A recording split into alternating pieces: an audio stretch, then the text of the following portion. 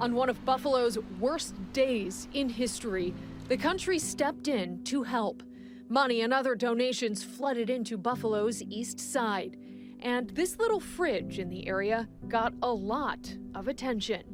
You can find it less than half a mile from the Tops on Jefferson Avenue.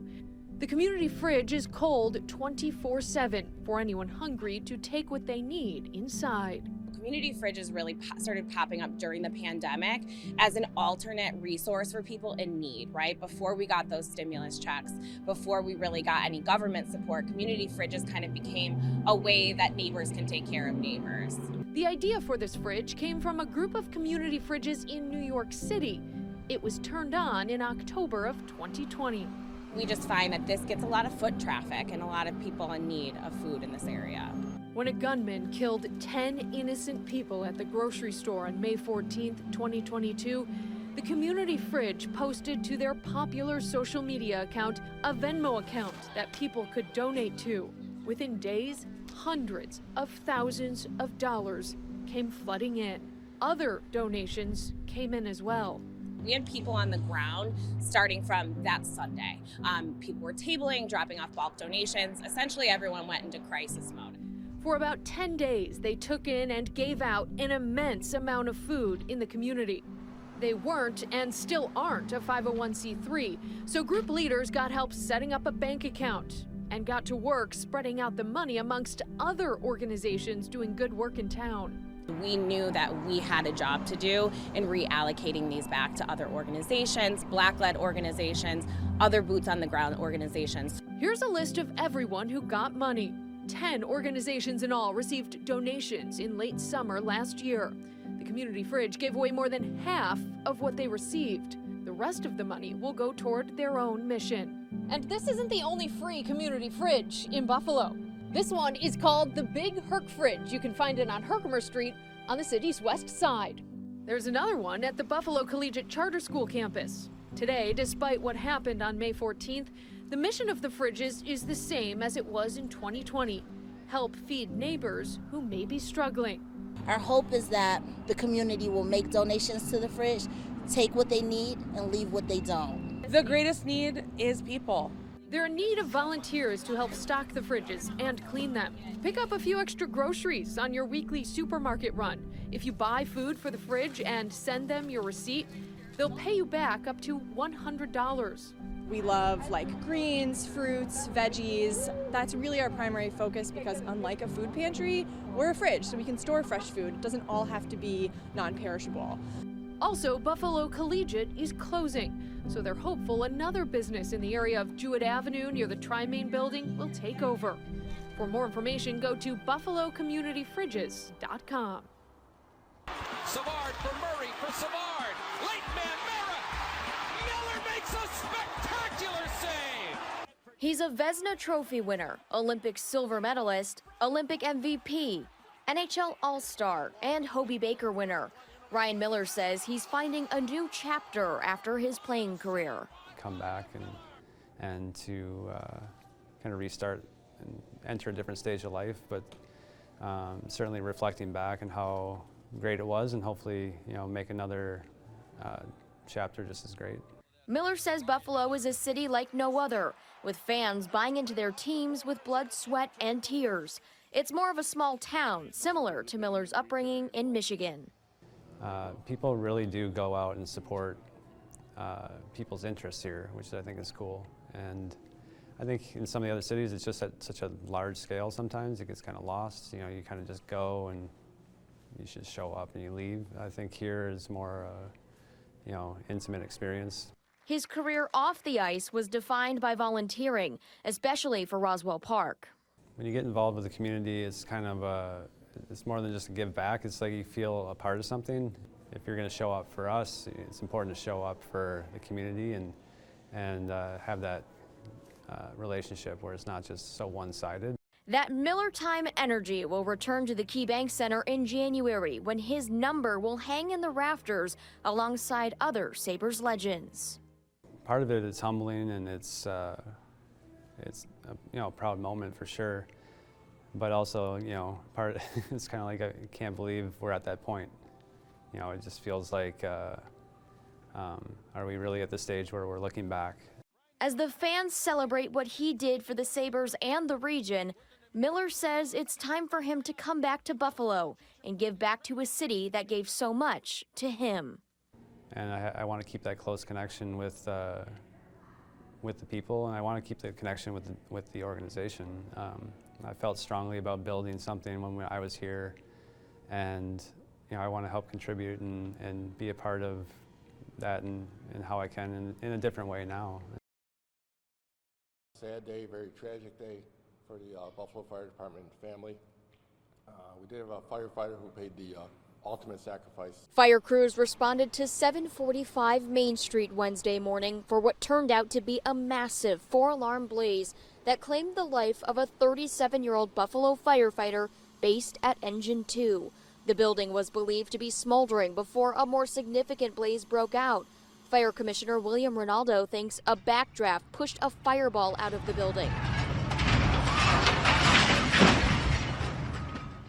He says it's likely the fire was started by workers who were using torches against the brick and mortar outside the building. There were reports of workers working on the exterior of the building with some torches, working on some mortar and some brick, and we think that may have been the cause. Fire crews were inside the building when it began to collapse.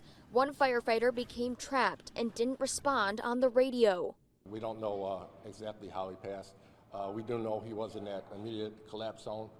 There was a mayday called, and the rest of our firefighters, the rescue personnel that were on scene, had to evacuate the building immediately, and unfortunately they weren't able to retrieve him. Buffalo Mayor Byron Brown says the building is unsteady and the city will begin demolishing it as soon as possible. And have ordered an emergency demolition of 745 Main Street because the structure is very unstable. Just before 2 o'clock in the afternoon, all firefighters and police officers stood at attention silently as Rescue 1 retrieved the remains of one of their own. His body was taken from the scene. The city is not releasing the identity of the firefighter at this time. Our focus right now is making sure we capture him as quickly as possible. Lock the doors and stay alert. Police in Northwest Pennsylvania and Western New York are now on the hunt for 34-year-old Michael Burham, his escape like a Hollywood movie. Pennsylvania authorities say Burham scaled exercise equipment and shimmied down bed sheets to slip out of Warren County Prison sometime overnight Thursday. At this time, we have no reason to believe that Burham has left the general area. Burham was last seen wearing an orange and white striped jumpsuit, Crocs-style shoes, and a jail-issued blue denim jacket. Police say his survivalist skills could complicate the search in rugged and steep terrain. Burham is a self-taught survivalist with military experience and could be potentially holed up in a wooded area. Burham was being held on arson and burglary charges and is suspected of raping and killing a woman in Jamestown, New York. Police say he's also tied to the carjacking and kidnapping of a couple back in May that resulted in a multi-state manhunt as well. Authorities are also asking for the public's help in this search. They're looking for any tips or security camera video, and they're also warning nearby residents to make sure their house and car doors are locked. Chanel Call, CBS News, New York. The argument is that because of all this extraordinary criminal activity previously, the owner should have done even more, and the owner's going to say, we did. We did a lot more than anyone normally would, but if somebody wants to commit a crime, they're going to be able to. The victim of the December 3rd shooting at Club Marcella is suing the owners, claiming they did not look out for the safety of their patrons. The lawsuit claims Samuel Santiago was brutally attacked with a firearm by other patrons in the bathroom around 2:30 in the morning on December 3rd. It claims the club knew their security was, quote, inadequate, and that it knew the pattern of violence there. That shooting was the final of 4 in 2023 that led to the city ultimately shutting down the club shortly after the incident. Normally, you wouldn't have a very good lawsuit if you're harmed in a bar at one incident that's isolated. Here, it's the 4th set of shootings in about a year and a half. Lots of violent events beyond the shootings. And the allegation here is that the owners negligently watched the premises, didn't watch out for the patrons. But the owners implemented new security measures, working with Buffalo police to make the club safer. Attorney Barry Covert says that could be a strong argument against the lawsuit. The security here seems to be consistent with what airlines do, and no one's criticizing the airlines because they have security detectors, extra guards, and everything. It's hard to criticize the owners because some element out there has decided, a small element, out of hundreds and hundreds of patrons, it's only a couple, but they've decided that no matter what the owners do, we're going to figure out a way around it. We're coming to you from the Southgate Plaza off Union Road in West Seneca, where the snow has stopped falling for at least now, but the major problem is the bitter, bitter wind. And I want to show you this massive mound of snow which is piled up in the parking lot here as crews push the snow here. That's one of several right here in the Southgate Plaza. Houses and cars in the neighborhoods here in West Seneca are buried in snow. Drifts we've seen stand about 6 feet, if not taller, in those neighborhoods. Residents finally have the chance to get out and chip away at their driveways after Mother Nature unleashed lake-effect snow the past several days. Neighbors we spoke with say they've all been trying to help one another while they have a break from the flying flakes. We've mostly seen plows and other heavy equipment on the roads working to remove the snow from these neighborhoods. We caught up with private contractor Bryn Smith and his front loader this afternoon, who says his crews are exhausted. We're trying to do everything as safe as possible, while the weather conditions allow us to be out. As soon as it's white out and the guys can't see, we tell them to go home. It's plain and simple. It's dangerous out here for us, for anybody else that needs to be out here. It's what it is, it's Buffalo. When it's too tough for them, it's just right for us. You just gotta play it by ear, take a break when you need to take a break, get warm, and enjoy that cold beer when you're done. Highway Superintendent Brian Adams says good progress has been made clearing the roads and asks residents to be patient. A lot of neighbors today checking on one another here in West Seneca and helping one another dig out from this massive lake effect event.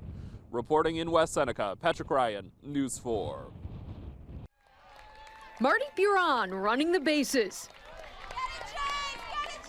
Payne Krebs talking on the sidelines. Casey Middlestat running it in at home as UPL gives a high five. It was a special night at the Miracle Field Baseball Diamond on Grand Island. It's special for them and it's special for us too. Put smiles on our faces and theirs, and just happy to help out and be a part of it. Current and former Buffalo Sabres players each paired up with a child. Dylan Cousins was there, Henry Yoki Harju, Ukko-Pekka Luukkonen, and others. They hit, ran, and scored at the annual event that brings players and families together for a night of fun. Partnership between Miracle League and Sabres, we wouldn't have the field if it weren't for the Sabres Foundation. The alumni has been really supportive since day one. They helped with the groundbreaking. They've donated a lot of money to get our field up and operational. The diamond is 100% accessible. It's made of turf that's flat, and it serves kids who wouldn't be able to play at other baseball diamonds. It is one of the best things that could have ever happened to Grand Island and for people with disabilities to be able to come out and play. And for one night each year, Sabres players get to be a part of the action and see what makes this place so special. These little things, doing this, allows us to connect with more people each and every day, and we look forward to doing it every time.